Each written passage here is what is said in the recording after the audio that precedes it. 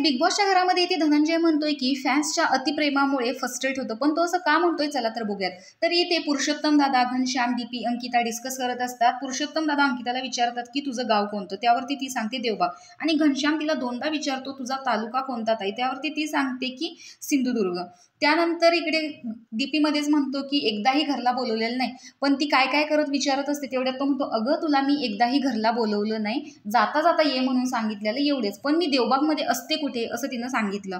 तर ती मध्येच म्हणते की तुम्ही मला कधी मालवणला आलेलं सांगितलंय का, तर ती म्हणते मी कधीच कुणाला सांगत नाही, मी एखादी स्टोरी सुद्धा ठेवत नाही की मी मालवणला चाललोय म्हणून, जाऊन आल्यावरती ठेवतो हे नक्की, पण ते का ठेवत नाही याच्या मागे कारण आहे।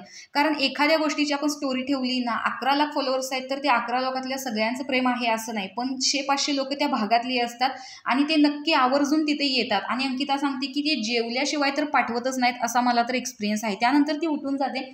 त्यानंतर डीपी दादा सांगतो की एखादी गोष्ट आपण एखाद्याला सांगत असेल आणि एकाने जर विचारलं की काय परत सांगा तर आपण सांगू शकतो, पण दुसऱ्याने लगेच काय काय केलं तर आपण नाही सांगू शकत, आपल्याला फ्रस्ट्रेट होतं। तसंच फॅन्सचं होतं। एकदा लाईव्ह चालू होती पुण्यामध्ये, मी गाडीमध्येच होतो, पण एक माणूस माझ्यासाठी पावसामध्ये मला भेटण्यासाठी थांबला होता। तो माझं गाडीच्या बाहेर उभारून लाईव्ह पण बघत होता आणि समोरून मला पण बघत होता, त्यामुळे मीच त्याला बघितल्यावर म्हणलं ये ये तू पण लाईव्ह मध्ये ये, कारण तो माझा फॅन होता।